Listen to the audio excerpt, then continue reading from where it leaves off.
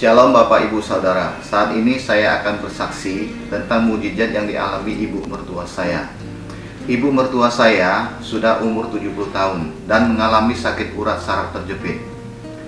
Dan setelah di MR di Rumah Sakit Medis Jakarta, maka dokter menganjurkan supaya mertua saya dioperasi di bagian tulang belakang.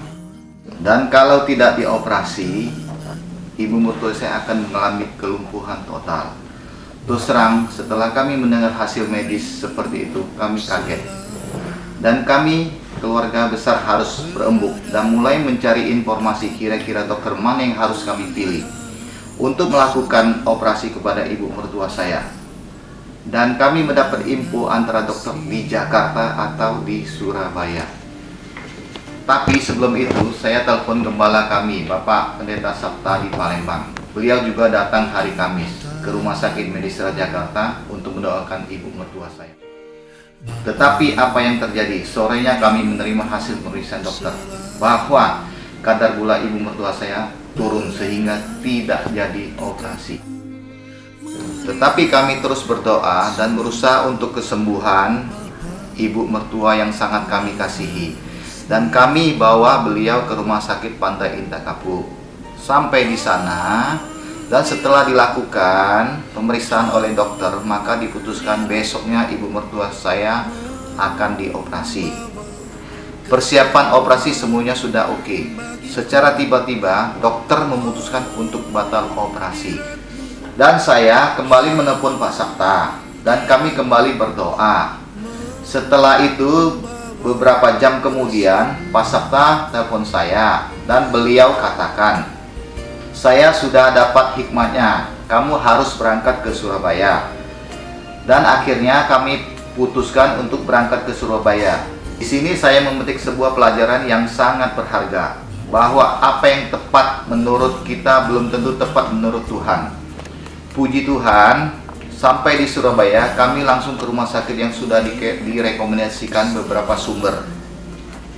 Dan setelah dilakukan pemeriksaan sana-sini, maka dokter putuskan dalam 2 atau 3 hari ke depan akan dilakukan operasi. Dan saya katakan kepada saudara-saudara yang lain, kita harus mengandalkan Tuhan, karena dokter hanya perantara saja. Maka saya mendapat ayat firman Tuhan, Matius 6 ayat 33. Dan setelah masuk kamar operasi jam 5 pagi, kami menunggu di salah satu ruangan. Kata pihak rumah sakit, nanti selama proses operasi akan live. Tetapi itu pun sampai selesai operasi nggak muncul-muncul di skrinnya. 4 jam kemudian dokter telepon saya dan mengatakan bahwa ibu mertua saya sudah selesai dioperasi. Sesuatu yang tidak pernah kami pikirkan dan tidak pernah kami duga sebelumnya.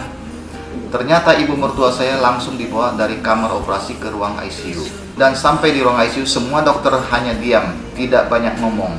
Dan ternyata napas ibu mertua saya sudah drop dan sangat berbahaya.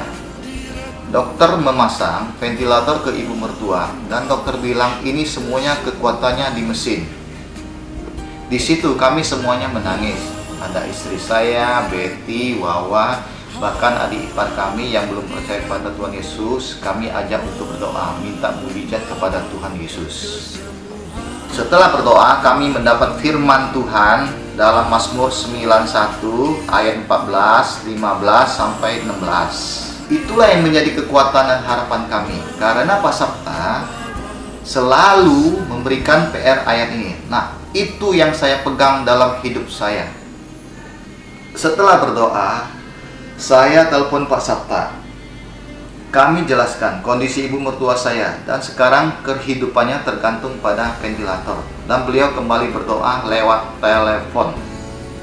2 jam setelah Pak Sabta doakan, Pak Sabta kembali telepon saya dan beliau katakan, "Agong, saya sudah dapat pesan dari Tuhan bahwa mama mertua kamu tidak apa-apa, sebentar lagi akan pulih." Ketika kami mendengar pesan Pak Sabta seperti itu, kami sepertinya ada kekuatan baru yang terus berharap kepada Tuhan Yesus yang akan memberikan mujizat kreatif kepada keluarga kami.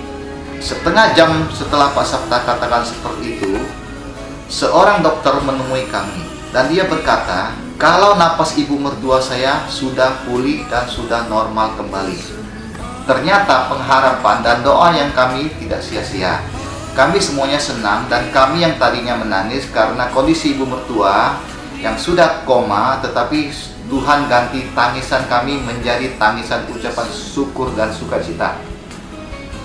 Puji Tuhan, mujizat ini adalah kado Paskah buat keluarga kami.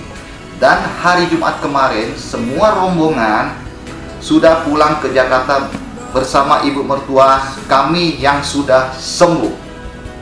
Saya menghimbau kepada seluruh jemaat, teruslah mengandalkan Tuhan dalam segala hal. Berharap kepada Tuhan Yesus, dan kami sekeluarga menjadi bukti hidup dari banyaknya mujizat Tuhan yang kami alami.